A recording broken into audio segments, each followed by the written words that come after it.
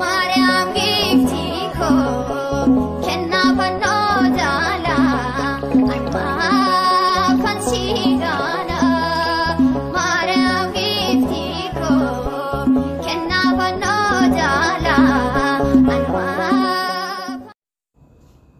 Ashama jarra jirtu jaalatamtoota fi kabajamtoota YouTube Heewwat qaalii beektuu namaa jalatti argamtan akkam jirtan nagaa keessanii akkam jirtan akka nagaa taatan abdii guddaa sinirraa qaba hundi keessanuu sinin jedha ijoollee Oromoo har'a mana Heewwatitti affeeraa na affeertee deebi'ee dhufee jira.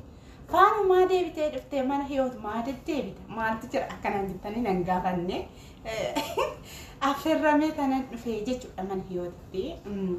Affeerran har'a mana Heewwatitti affeerramee dhufee mudannoodha.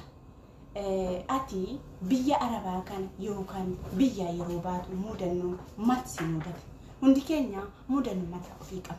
Kanaafiyyuu mudanneessa mudate sanii itti buhaarraa itti bashannannaa barumsa illee qabaate barumsarraa argannaa.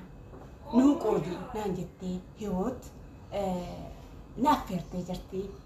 Ka'umsa hanga dhuma na faana tura. Ani nama affeeru nama kofalchiisoo ta'e itti buhaara. Kan barumsa irraa argattan immoo ta'e barumsa irraa argattan jedhee abdii guddaan qaba. Ka'umsa hanga dhuma na faana tura hundi keessan ijoollee Oromoo.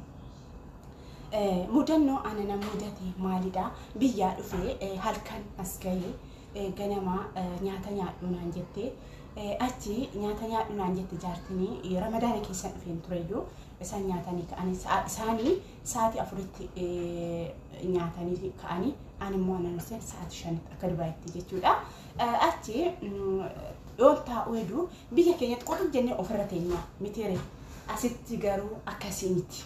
Maal akkamitti teessanaan jette achumaan teenyaan ofirra gattaa ofirra gintaa'ini seeran taa'e akka namaatitti naan jettee akkamittiin taa'ani taa'uyyuun beektuu naan jette akkamitti teessa biyya keessanitti naan jennaan akkatti taa'aman jedheeni achi natti kofaltee galgala keessumminata deemanii akkanatti teessee taa'ee nyaadhu jennaan akkatti teessee jettee isaanitti himte inni ufta akkanatti taa'e lamuu naan jettee kuni mudannoo tokko akka anaatitti jedhee yaada. Mudannoon inni lammaffaa immoo deemitoo shaaworii seenii naan jettee shaaworii yoo seenu shaaworii deemu jaartiin sararatanyaa biraa qabdi haati namicha kiyyaa jechuudha. Ani kanan dhufee ilma bira achumaan caammaa kiyya balbala irratti baafadhee shinti beeti shaaworii seenee jechuudha. Achi micayyoon baangaaliidha zeegaa biraati ani Habashaadha yaa isaan waree kana jaalatanii haa ta'u malee yaa odoo zeegaa keenya ta'ee natti miti kun dogongora naan jetti wanna ta'ee caammaa baafattee mana fincaanii seentettee jaartitti himte maal godhaarta naan jetti shaaworii seene kan jedheen as seente mana fincaaniiti mana nyaata yookaan itti rafanii miti taasiseente akkamitti caammaa baafattee seente naan jette waan isheen naan jetti naan gallee itti jaartii yaamte jaartiin natti agarsiistee achumaan kaawwadhee kun mudannoo lammaffaadha jechuudha. Mudannoo sadaffaa immoo neetittiin tiyyaa ijoollee lama qabdi. Warri ishee Dubaayii warri namichaa immoo Chaarjadha jechuudha. Achi abboota bashannanaa yookaan boota taphaatiif jira naannoo mana haadha ishee san jechuudha. Ijoollee galgala afoo galgalaa fakkeenyaaf akkasitti sa'a 11 hanga sa'a 12 deemi ijoollee taphachiisnaan jettee turteeyyuu xiqqoo turee afaanis baree ija sadi bichaa natti fudhate afaan jechuudha.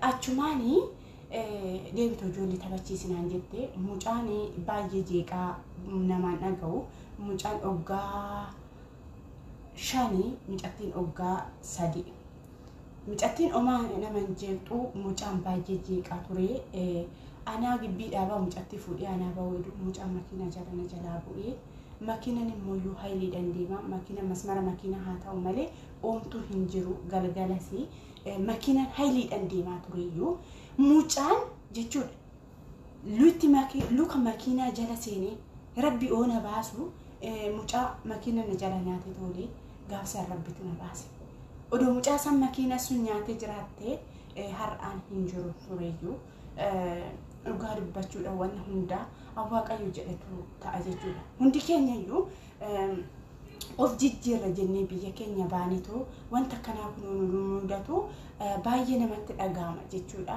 Ani baay'ee natti dhaga'ame baay'een aaree baay'een boo maaliifuu taanaan kanan jiru biyya ormaati abbaa kiyya bira haadha kiyya biraa miti dhugaa dubbachuudha lubbuu kiyya na dabarsite. Odoo mucaasan makiina sun akka achi kaatee dhufe saniin mucaasan aga xiqqoo namichi makiina kun irra keessa gaggaddeebi'ee namichi hayiliidhaaf fiigaa dhufe mucaan makiina jala bu'u agarraa xiqqoo makiina odoo namichi duubatti deebisee too hayiliidhaan qabu baate dhumatee fi mucaa rabbiin na baasee ka wanna hundaayyuu Waaqayyo akka keenya odoon ta'in akka Waaqayyootitti Waaqayyo na baasee jira jechuudha. Mudannoo kuni baay'ee keessa koo hagarraatis yoomiyyuu keessa kooti hin dagadhu mudannoo adda ta'etu na mudate jechuudha. Odoo mucaa sun naan jette odoo mucaa kana miti jettedha.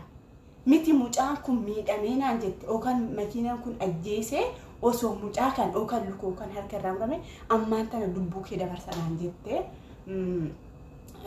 Baay'ee maraattuu turte namittiin tiyya haayilanyaa turte haadha namichaatii fi namicha malee nama gaariin ishiin baay'ee nama gaarii miti inni ulfaata jireenya biyya ormaa akkana mudannoo adda ta'eedha jechuudha. Kanarraa anaaf immoo mudannoo biraa immoo yeroo baay'ee gizee ramadaanaa kana maannaan jedhanii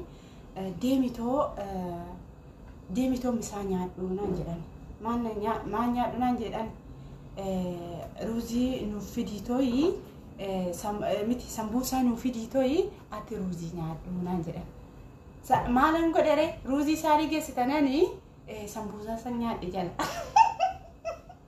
ani hin beekne kaa jechuun isheen ruuzii fiditoo ruuzii nyaadhu sambuusaa nuuf fidi naan jette afaan hin beeku waan ta'eef ana naan jette hin beeku. Gaaf tokko immoo deemtoo shokkaa fidi naan jette.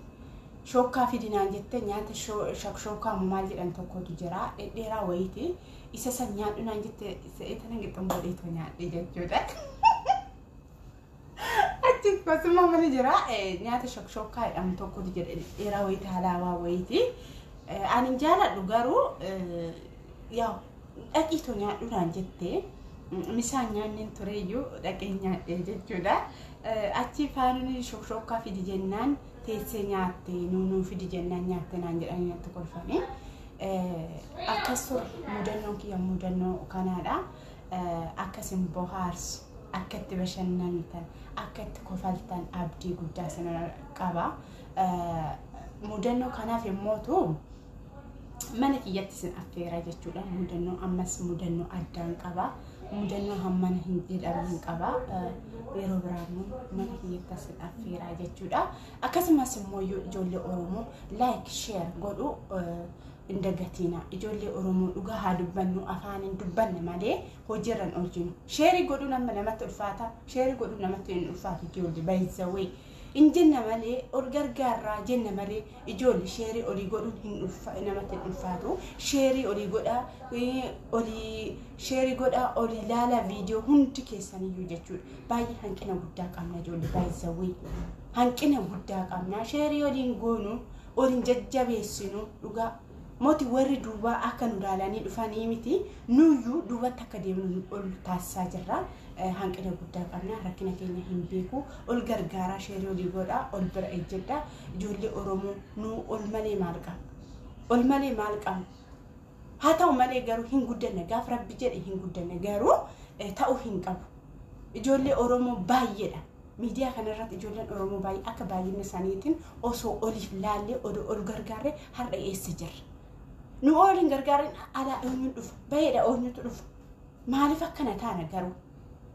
Gaarummaan ofiifi lafa kanarratti gaarummaan ofiifi ani gaarii hojjedhe taanaan anaafi malee nama saniifi lafa kanarra hoo jiraannu gaarii hojjennee dabarree baay'ee bareedaadha. Anumarraayyuu qabee si gammanne akkas taana jenna malee keessa keenyaan miti an olii gammannu baay'isawwee ol gargaaraa please sheerii olii godha. Sheerii gootanii namni tokko dhufe nama saniif faayidaa guddaa qaba. Maaliif akkana taana? maaliif walitti jabaan garaa walitti jabaati raajoo anmarraa iyyuu qabee afaan dubbanna malee waan dubban hojiirran oolchinu bakka hirtanitti nageenyi fi jaalalli waaqayyo isiniif haa ta'u ol gargaaraa firiis ondoo gongoree loon balleessilee dhiifama guddaa naa godhaa obboleewwan koo baay'ee.